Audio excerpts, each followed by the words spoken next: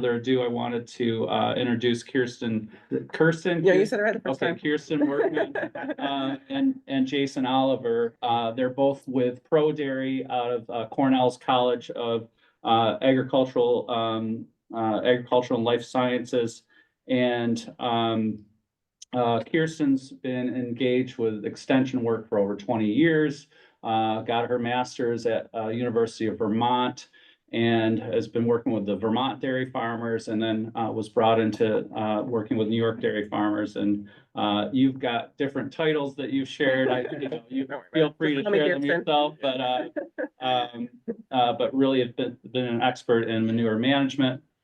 Jason Oliver is a ESF grad, also has got his PhD out of the University of Minnesota with a focus on biosystem science and engineering, really looking at these technologies that can advance best practices that Mark was talking about earlier. And I'll leave it at that, but maybe share bios when we share other follow-up information from this meeting. And I've got to figure a way. I think I highlighted Mark somewhere with a button, and I got to figure out how to relieve that. I lost my options here, but I'll pull up your presentation here. Yeah, you got a question here? I've got 4 children, and they all graduated from UV. Go count them out. Nice. Okay, so I'll get the slideshow from the beginning, and I'm losing my Zoom. Okay, get my Zoom controls. Yeah, for a second. And then, yeah, Mark, yeah, I know. I think it might be under participant. Usually there's a little like place I can click on to by a name here, but maybe just thanks for everyone's maybe while Frank's getting that rolling, we can talk a little bit about Pro Dairy. I don't know if you guys are familiar with our program. Both Jason and I are considered senior extension associates. You know, we have extension appointments. We're not academic faculty per se. Our role is to reach out into the community. Unlike our partners at Cornell Cooperative Extension, which are based locally within the communities, we sort of have statewide appointments. And so we're affiliated, as Frank said, with the College of Ag and Life Sciences, technically housed in the Animal Science Department, though Jason lives in the engineering department. And I'm an agronomist working in the animal science building, but the orphans, yeah. We sort of lovingly joke that we're Cornell's manure scientists, and Jason has a larger team that he represents, and I also work closely with Cornell's nutrient management SPEAR program, which has the responsibility of creating the nutrient guidelines for farmers in New York State that are also then referred to in our state's concentrated animal feeding operation permit, as well as AEM's, you know, any of those nutrient management plans refer to those documents as well. So I work closely with Dr. Ketterings. One of the things we wanted to make sure and share with you all here and on the call was that, you know, we're not just a resource to New York State's dairy farmers, we're a resource to all stakeholders. I work closely on water quality, as does Jason, and water and air quality. We work on climate issues, and we do see ourselves as a resource to folks like yourselves as we're doing watershed work and other community-based science. So if you have questions about manure, we're your people. Great. I think how's everybody can see Kirsten and speaking, and the slideshow's up. We're good. Great. Okay. Awesome. Thanks. I don't know if you can steal away that. Yes, I can. Here. Yeah, I can minimize that. Perfect. Okay. So yes, we work for Pro Dairy. We work for Cornell. That's us. Just wanted to start clearly. It was a great introduction from Mark about the Watershed Ag program. You know, feel a little bit like we're preaching to the choir when we come to Skaneateles Lake Watershed. I work a lot in the Wasco Lake Watershed, up near Lake Ontario, across the state. And we always refer to the Skaneateles Lake Watershed Ag program really as a model. You know, you guys have seen lots of success. The Greenfields, Twin Birch Dairy are both really leaders in this space. We rely on them a lot. We're actually going to be at Twin Birch Dairy next week, doing a large workshop for farmers based on water quality, and they're going to share a lot of the practices that they've done in cooperation with Mark and his team. So this idea of partnership, innovation, adoption, right, has been really key. And in that kind of work. And with now with the 9-element plan, right, you get to sort of build on that. So just wanted to start by recognizing that that we're starting from a really great place, which sometimes means it's hard to gain, make more improvements because we've already done so much. But so I'm going to start out. This is sort of what we'll cover really quickly this morning. I'll start and give a little bit of background. I don't know how familiar you're all with Manure itself. So I'm sort of Manure's PR campaign, and then talk to you a little bit about how we think about balance when we think about manure and nutrients in the watershed. I'm going to share a little bit. Frank asked us to talk a little bit about manure injection. That's a practice that Mark alluded to, and I'll talk a little bit more about sort of the mechanics of that, literally and figuratively. And then I'm going to pass the baton to Jason to really talk about how we store manure, other treatment and sort of after storage options, and talk a little bit about air quality and ammonia deposition as well. And then if we have time for some questions, and if we don't have time, we're yours after that as well. So this graphic seems some kind of silly, but I actually really love it. We used Manure Expo money actually to pull together a really great display. So I wrote down Portland Water Fest. That would be a really great place to take it. It's a tabletop display. Actually sitting in conversation with a state legislator. She asked us, well, what happens if a manure tanker spills? And hopefully they don't, right? As Mark said, and we clean it up. But her understanding was that it was toxic waste. And so we wanted to really share that message about what is really manure, right? And the way we store dairy manure specifically these days is really in liquid form and ends up in those manure storages that you may have seen. And so one cow, we just like to put it on sort of understandable levels. One cow will produce basically 6,400 gallons of that material. And that's, in a year. And that's water, that's urine, that's manure. It gets collected. And that's roughly the same size as a moderately sized manure tank that you may see driving down the rural roads. So much of that is water. So almost all of it, 95% of that is water. And then we have sort of organic and mineral material.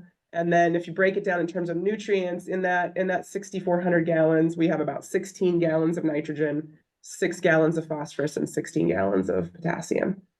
So when we talk about thousands of gallons per acre, right, that's why. So for each tanker manure, very little of it actually is in nutrient form, unless you end up with some of Jason's technologies and then we get it a little more concentrated. One of the things we wanted to share here too, so I'm doing a lot of work with the Nutrient Management Spear Program. We have a whole project that's called The Value of Manure. We know manure is a really awesome resource. We're trying to understand that better now with new and more specific sort of nutrient sources, new application technology. A Cayuga County farmer, not Dirk, but Doug Young, did this really great thing. It says boom application. And so in those 3 strips where the arrows are, manure was applied to a cornfield at a sort of unique time frame. The corn was already up and he had this boom that applied to underneath the corn plants. And he had a plane. This was pre-drone, right? So he had a plane that he flew over and captured this really great picture. The little squares with the numbers on them, we went back over those plots and applied some side dress nitrogen fertilizer. And so when we do it in this way from 0 up to 175 pounds, we can start to really dial in what was the nitrogen contribution of the manure based on that comparison. And one of the things we like to point out is in that first one where it says 0, that was a strip that got manure. And in that 0 plot, it got no nitrogen fertilizer. Right next to it where it says 175, it got no manure, but 175 pounds of nitrogen was worth of fertilizer. And I don't know about you, and I don't have the exact plot data, but that manure one with no nitrogen fertilizer looks like it's probably doing better than the one that has 175 pounds from the nitrogen fertilizer. So this is one of the ways we've built on, and now we have, I think we're up to roughly 20 studies very similar to this on farms. All of our research is on farm, looking at how do we value manure as a nutrient source. One of the things we've learned actually is that beyond just the nitrogen value, right, it bumps yields beyond that nitrogen contribution. So there's soil biology, organic matter, all the other nutrients that it provides the crop, that we tend to see a yield bump when we apply manure versus when we don't, even if we try and replace it with fertilizer. So one of the things I want to share with you all, and this is a conversation I have a lot, and I say it, and I don't know if it sticks necessarily, right? So if we can use our manure in the best way possible, we can actually think about that watershed balance of nutrients that manure is produced here, it's applied to crops that are grown here, right? And so if we can recycle those nutrients on our crops the best way possible and reduce the amount of fertilizer that we import into the watershed, the goal for me is to import as few nutrients into our watersheds as possible, right? So if we use our manure well, we grow really healthy crops that are high yielding. We also, the other major imported nutrient into our watersheds is imported feed. So that feed that we feed the cows that we didn't grow on farm. Now we're really lucky in New York State, and especially in this area of New York State, most of our dairy farms are growing somewhere around 60-65% of the feed going to the cows is being grown on their farms. That's really high compared to other parts of the country where it can be as low as 0 to, I think the United States average is 35%.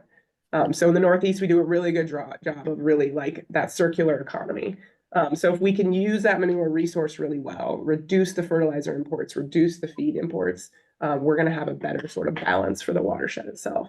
But the key, right, is going to be managing that manure responsibly. Just like any nutrient source, it can run off, and that's the work that Mark's crew has been doing to try and avoid through their nutrient management planning, the cover crops, reducing erosion, and then actually how we physically apply that manure. And so that's where I spend a lot of my time is working on how we get that manure out on the ground. And I'll just talk a little bit more. Again, we love manure. I think it's magical, but I'd say I'm biased, but science backs me up. So again, it boosts yield beyond just nutrient value. We are now starting to measure in these value manure projects the sort of contributions to not only organic matter to our soils and soil health, but the actual physical biology that it's creating in that physical cropping ecosystem.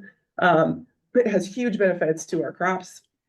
And actually, if we do it well, we've actually done some measurements where we can see that manure can actually reduce erosion in some cases, both from a soil structure, but also, right, the physical covering of the soil itself. And so, to maximize these benefits, again, we need to really continue to be good managers of this resource. I joke that I would love for all the watershed residents to be like raising their hand. They want manure on their yard, right? Because it's sort of like the original organic fertilizer. And there's a lot of misconceptions about what manure really is. So back to sort of that idea of balance. So one of the things that we're constantly looking at Pro Dairy and Nutrient Management Spear Program is like, okay, what is the whole nutrient balance of all these systems? So we've done some work on a statewide balance for nutrients, and this is some of this work, and I'll go into it. We do whole farm nutrient balances, and I'm not going to talk about it today, but we do individual field balances as well. And that helps us sort of target this idea of like, how much are we applying versus how much are we using and how good are we doing and how much excess is there. So this study was looking at all of the nutrient sources, manure and fertilizer that get applied to our crop fields, and then the crop removal. And that's one of the sort of metrics we use. So the here on the left is our phosphorus balance. And for the whole state, we were at a balance is what we applied minus what we took off. The difference is the balance. So a positive number means you applied more than you used. A negative number would be you remove more than you applied. And depending on where you are, right, there's certain thresholds. But that red line there is showing you that kind of mustardy colored bar there is manure, phosphorus from manure. And on the left is the crop removal, the green bar, and the kind of solid color is our non-legume crops, and the dashed green is our legume crops. And so you can see that the amount of manure in New York State does not exceed the crop removal requirements, right? So, or the crop removal numbers. So if we were to really maximize that source, right, we should need less of that red box, which is fertilizer. And why does it happen that way? Well, like one farm has manure, one farm doesn't. And so that farm applies manure. One of the things Jason and I are working on is, can we get those manure resources more sort of matched up better with the crops across the landscape and not just on the dairy farm, so that we're not concentrating manure on fields that get it a lot, and then those other fields are then importing fertilizer, therefore giving us a balance. A note to be 9 pounds per acre is actually a really reasonable number and lower than most parts of the country, I would imagine. Nitrogen gets a little trickier. It's not letting me, you might need to click back on this slide. Yeah. Nitrogen gets trickier. You can see all those hash bars. Those are all the sort of ways we can lose nitrogen.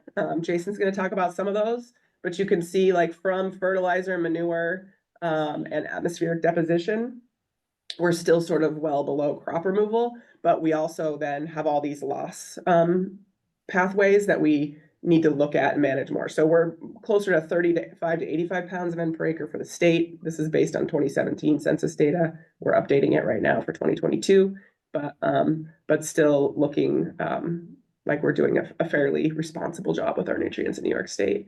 We did break it down by region. You can see where you guys are. We do have a much denser animal population in Cayuga and Onondaga counties, but as we do in Wyoming and Washington counties.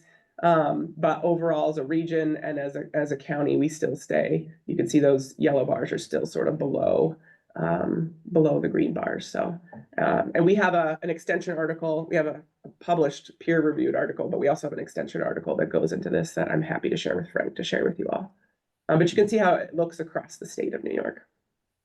So then the next step I mentioned, we try to do this whole farm mass balance. Here we get a little more specific, and we actually don't just look at the nutrients applied to the fields. We look at everything brought onto the farm and everything exported off the farm, right? So fertilizer, feed, animals, bedding, whatever. And then everything that leaves would be milk on a dairy farm, any animals that get exported if they sell crops, if they export manure. And then we do a really easy arithmetic problem. And we divide that by acre and by hundredweight of milk to look at efficiencies. And then Corrine, who you see in that picture right there, and that's actually at the Fouts farm. She has all this data now after 20 plus years of running these on dairy farms in New York State, that she has set these thresholds. And so the pounds per hundredweight threshold is the yellow triangle. The pounds per acre is the blue rectangle. And when those two overlap, we have what's called the green box. And that's where we hope farmers can operate, where they're being efficient, profitable, and environmentally responsible. And you can see sort of in phosphorus, the red triangle was the early years of the balances, and the black dot is a more current look.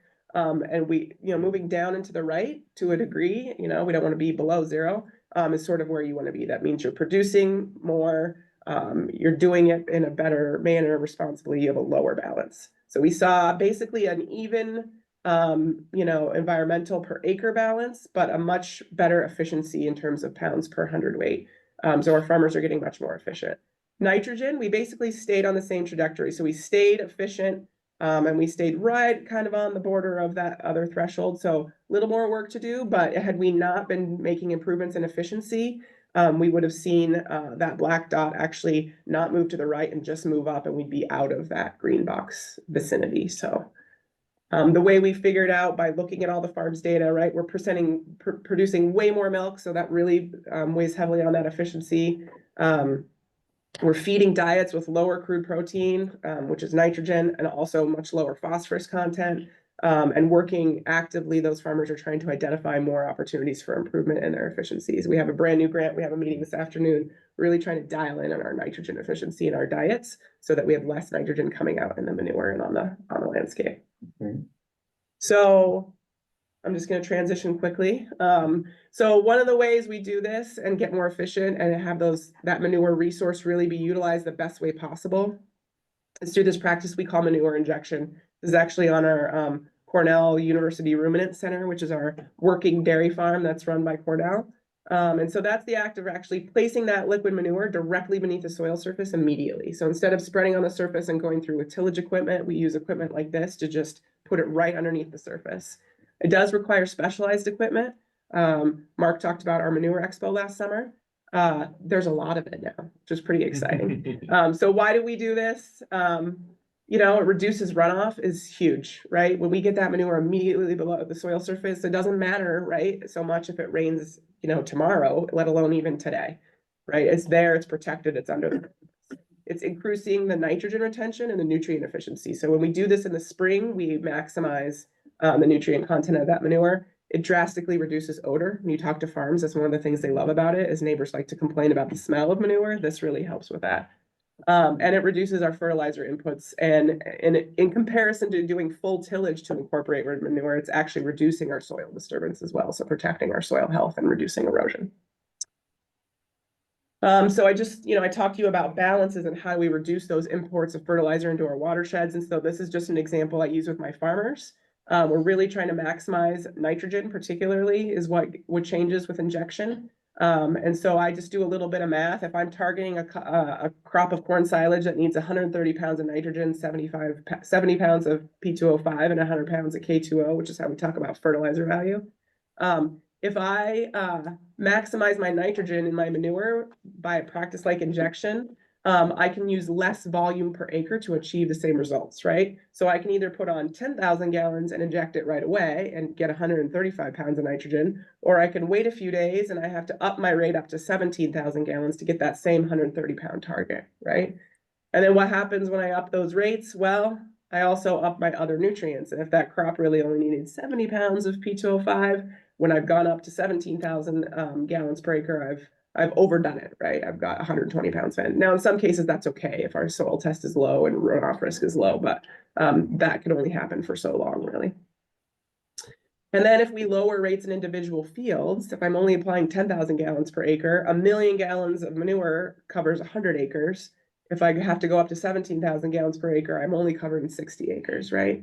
And so that's that idea of, can we more equitably get that manure resource across the landscape in the way it can be best utilized? When I manage my manure this way, I can cover more ground, and maybe I have a little extra to share with my crop producing neighbor who might, benefit from that organic fertilizer. And we know that those fields that don't have a manure history respond the most, and then we reduce the sort of fertilizer needs across the farm. And so just real quickly, some thoughts about how, right, there's, one toolbar. So instead of all these trucks, right, that have the manure tank going back and forth, not all of them can have an injector on them. That would be cost prohibitive. So there's kind of one tractor that operates in the field, and then we need to bring it the manure. So draglet hoses are those things that pump directly from the manure storage. They're already set up that way. They only have one tractor operating in the field. So we just put the toolbar on that one. If we have a tanker with an injector, right, we got to bring the manure. So now we have trucks that are set up, we call them nurse tanks. They're just moving the manure to that applicator, right, from the storage there. We can do it in annual crops. We can do it in cover crops. That first picture I showed you was cover crop getting injected. We can do it in perennial crops now too, and I'll talk a little bit about that. But we have lots of options for equipment now. It's so sort of commonplace. We're starting to see used equipment become available, which is more affordable. Smaller equipment, larger equipment, depending on your scale, it's very scalable. And now we have custom manure applicators that are doing that work and able to cover a lot more acres with the same pieces of equipment. And we're seeing lots of the grant applications that folks like Mark are applying for are getting farms outfitted with systems like this. So it's pretty exciting. So just to wrap it up for my part, about injection, I think, we get asked a lot about greenhouse gas benefits. We don't know the direct benefits of, like, do we reduce greenhouse gases by incorporating that manure? We're not sure. It can go either way sometimes, but we do know that when we reduce the total nitrogen we apply in a field, that we're going to reduce the nitrous oxide emissions. And so injection lets us lower rates, therefore, we can lower N2O emissions. Satellite storages are going to be a really key piece of this puzzle. And they're not always popular, but they really help us get that manure out to further away fields and do practices like this.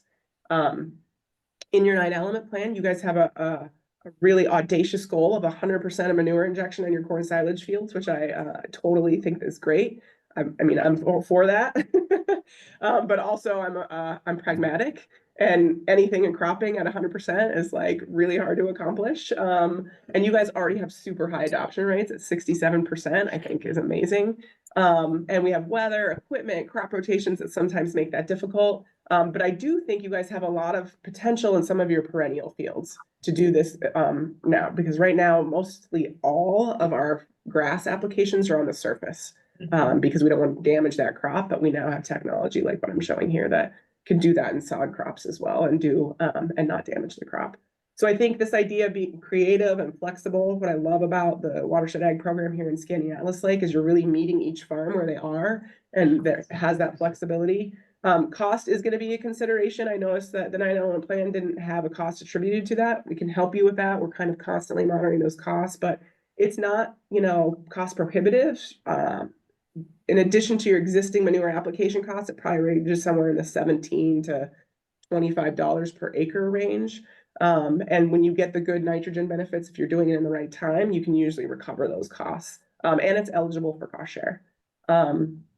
And then there's a lot of upside that can help us convince farmers to adopt this practice in terms of efficiencies, being resilient to climate change and extreme weather when we can apply manure and get it on the surface immediately. When we can get it under the plants, right? Even if the hayfield starts growing back, we can get out there and get the manure underneath the plants and directly in the soil. There's a lot of upside that we can share with farmers, and we're measuring that and monitoring that and trying to really help share that message. So I'm going to pass it to Jason now. He's really our manure storage expert, but just the take-home message for me, I work a lot with watershed groups. I have my entire career, and we often, see our community members very resistant to manure storages. And I just always want to remind everyone that these are like our original water quality BMP. They're so important to being able to store that manure and apply it at the right time to avoid runoff. That we definitely want to keep encouraging manure storages on farms, so we're not forced to spread manure when we don't want to or shouldn't be. So Jason can tell you all that. Great, thanks, Kirsten. Yeah, I think the other key piece about this really critical BMP is that they're engineered and they're safe systems, right? I mean, there's a ton of work that goes into siting these, testing soils, looking at rock formations, designing these to actually hold the amount of manure, planning for rain events. So in addition to just improving our management of manure, it's also really building a resiliency to the farm system, right? So that they can hit these tight windows of good weather and get out. It also is really important for just recycling manure nutrients in that, environmentally responsible way, right? So we're getting it all together, we're mixing it, we're sampling it, we know what the composition is, and we can better kind of make that recipe to get it out to the ag fields. And then, there's that storage I just showed that's basically on the headquarters, right? But what's more and more important is these remote storages, right? So getting that manure staged out where your croplands actually are, right? So this gives the farm additional storage, right? So that you're more capacity, we can, wait out longer periods of foul weather. But it's also getting that manure, where we need it, and really can reduce truck traffic on the road. So I'm from the Finger Lakes. I grew up in Union Springs. I've lived in this area for most of my life. And when I was a kid, I remember tons of muddy roads, right? There's trucks in and out and just like manure trucks constantly, daily spreading, right? And so now that we've been able to sort of store manure and we can, stage these manure sites, we can basically have trucks with road tires that are just transporting this up slowly throughout the year. And then during that go season in the spring, we can basically pump right out of here and we're not hustling as many trucks up the road. Yeah, and more it's being pumped and piped. Exactly, pumped and piped. And again, it's really all about maintaining that storage capacity when conditions aren't right. So not a great time of the year to be spreading manure, right? So storage is really what's facilitating these dairy farms to not do that. Kirsten mentioned challenges, right? And there's this NIMBY thing, right? Not in my backyard, right? There's legitimate concerns about impacts on odor and air quality. And then there's some things that I think are just, people are getting kind of alarmist. And I think a lot of times there's a huge disconnect between the public and the farming community. They don't understand these practices. They don't understand their importance. I spend a lot of time walking around manure storages. It's like part of my job, right? I have a big research campaign right now, actually measuring emissions around manure storages, right? We have like a Ghostbuster out there with a gas analyzer backpack. I'm walking around. I got a picture from my technician yesterday. She made a little goat path through snowbanks, taking samples. So year round, I rarely see a lot of flies around manure storages. I'm actually monitoring toxic gases and I rarely detect them above any kind of dangerous threshold. There's sometimes odor, and yes, there's sometimes ammonia, right? So I'm not saying these things are free from fault. And one of my predecessors, Peter Wright, who is really the champion ag engineer in the region to get manure stored to protect water quality, is frustrated that now he's created some air quality concerns, right? And so essentially there's always these trade-offs. And so how can we really start to think through these things at a systems level and try and, mitigate those challenges? So was asked to talk about ammonia emissions, right? So this is basically some satellite data from NASA, and they put out these maps. And so, 80% of ammonia emissions are agricultural in their source, right? And that's because we manage a lot of nitrogen to grow crops. That nitrogen is in manure and urine, well, feces and urine that become manure that's stored, right? And so when you see where the emissions are coming from, I mean, it's really our Corn Belt regions, so, the Central Valley where you have really intensive agriculture and some other parts of the state. And, you see, our kind of more productive ag lands in New York can be somewhat of a source as well. Ammonia also is relatively short-lived in the atmosphere, right? So depending on weather and wind formations, ammonia can get deposited, kind of near to its source, or will last in the atmosphere, a week or so, and then gets dropped out in dry deposits on, plant foliage or wet deposits in rain, right? So in some ways, being on the East Coast, we're just like, we're downwind, right? And that was the case when we were burning a lot of coal. We had a lot of sulfur coming into the region. Now farms have to start applying sulfur to their fields again because they can't benefit from this. Unless they have manure. Yeah, unless they have manure. Yeah, so the crop farmers are bringing in sulfur again. So we obviously aren't in the kind of the really high ammonia deposition regions, but we do have ammonia deposition in the Finger Lakes, no doubt. So again, I was telling you, I spend a lot of time thinking about air quality associated with these systems. And so I'm going to talk next about a few technologies that farms are already doing that can impact these emissions. And then I'm going to also share a bunch of kind of emerging technologies and science that I'm working on, but also farms in this region are actually trialing, right, to get at this problem. So one thing many, especially the larger herds, are doing is solid liquid separation. And so essentially this is an auger inside of a circular screen, and we call them screw presses. And the farms are doing this to remove fiber from their manure stream, essentially effectively reducing like 10% of the volume that now needs to go into storage. And then that is also, basically a best management practice for reducing greenhouse gases. So less manure in storage, less methane emissions coming from that storage.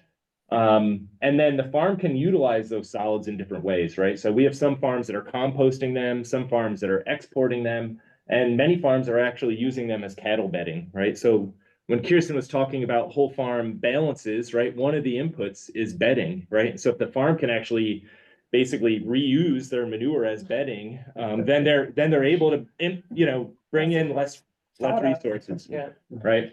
A few of the farms in central New York were just awarded platinum awards for milk quality, and they're betting on manure solids, right? So this can be done very successfully and can produce really high quality and nutritious milk. The other thing we see quite a bit of is anaerobic digestion, right? These are some of the new style of digesters, kind of the European design of, continuous mixed tank. Essentially what we're doing is we are heating up manure to about 100 degrees Fahrenheit in the absence of oxygen. So it's basically a big fermenter. And when you process the manure that way, you get two products. You get digestate, and that is a manure, because it's gone through this treatment process and there's sort of a change in microbial composition, we actually are reducing the odor, right? So that manure that comes out is less odorous than the manure that went in. It also has its nutrients kind of in a more uniform, form and somewhat more plant available. So that can be good. That also might lead to some more ammonia emissions, right? So what comes out of a digester. The other product is biogas. And so this is a source of renewable energy. And just to give you kind of a sense for how much energy potential is there, 5 cows worth of manure every year can basically produce enough electricity for our average home in New York, right? There's roughly 30 digesters that have been in operation in the state over the last 20 years. We've seen a little bit of a boom recently, some new systems, and I guess I'll talk about that in the next slide. One of the main challenges to these for farms is that New York State has never valued that electricity, right? So the farms would buy electricity at 14 cents a kilowatt hour, but they could only sell this energy back to the grid at 4 cents. So they're essentially operating these things at a loss and doing it because they saw these other, attributes, but never really had that business model to make this successful. I've gone to Germany, small farms have digesters over there, and it's a huge source of energy for their communities. This is a different style of digester. It's a plug flow, but we have several farms in New York that have these as well. But what I want to show you is kind of on the top right is that skid. And so what's happened in New York is our digesters are starting to move away from generating electricity from the gas they generate and are starting to actually pair up with energy companies and then upgrade that biogas from about 60% methane to now over 95% methane, basically to pipeline grade natural gas. And then they're, able to sell that gas. Currently, the marketplace is California for transportation fuel. So the other thing that farms are frustrated about is we are basically exporting these environmental attributes to the state of California. They're getting those carbon credits. Yes, and to get those carbon credits, and we're not utilizing that here, right? We're not able to say New York State can't claim that benefit, right? We're exporting that. But that gas can heat homes, transportation fuel, and another thing that might be really important for New York State is it could be a source of dispatchable energy, right? So as we electrify more and more, we're likely going to find ourselves in situations where there's like not quite enough energy to go around, and there might be times where we need to basically generate more energy fast.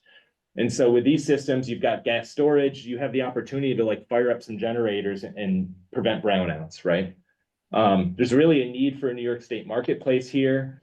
There's also a real big opportunity with digesters to divert organics out of landfills, right? So I don't know, I'm sure you've all driven by Seneca Meadows, that place reeks, right? Yeah. Digesters can actually mix food waste in with manure. Manure makes a great buffer. You can bring that food waste in, that enhances the process, really generates a ton more energy. And then those nutrients can be utilized as fertilizer on the farm. Manure storage cover and flare systems are a relatively new technology. There are 5 farms that kind of piloted this around the Finger Lakes and western part of the state. So they've been in the state for, I don't know, probably pushing 20 years now, but there's been a big, basically funding incentives from the state and some improvements in the technology, and we're starting to see greater adoption now. Essentially what we're doing here is we're putting an impermeable cover right over the manure pit if the manure pit is able to support that load, right? So a circular concrete pit is really hard to cover. An earthen pit actually is really well suited for covering. These contain odor, they're containing your methane, they're containing your ammonia, right? That's all captured. And they're also excluding rainwater. So that's a real benefit to the farms, right? Less rainwater in that manure pit is less material I have to treat like manure. I've got enough water in there already, right? That material, the gas is captured, all basically gets sent to a flare system, and that flare is combusting that methane and essentially deodorizing that gas. And I show a little graph here. This is some data we've worked with the colleagues, starting to monitor more and more of these, but the black line is basically the gas produced, and the red dotted line is what actually was flared, right? So we're able to flare most of this gas. In the shoulder seasons, it gets a little tricky because there's like just not quite enough gas flow to maintain flares. And so I'm working with some new flare companies to see if there's, can we bring some new technologies in to really help these systems, combust every molecule that's generated. These are things that are, I would say, pretty emerging. And, myself, my counterparts in Canada, a colleague out in Idaho are all looking at actually acidifying manure. So if we can take the pH of manure from its circa neutral, in this case, it was around pH 7, down to 5.5 or lower, we can basically inhibit the bacteria that generate methane. And we also can keep more of that ammonium soluble and in the manure and less of it able to kind of go up into the gas phase and leave as ammonia, right? So that's more nitrogen in the manure for the farms to utilize for, crop production, and then less greenhouse gas emissions.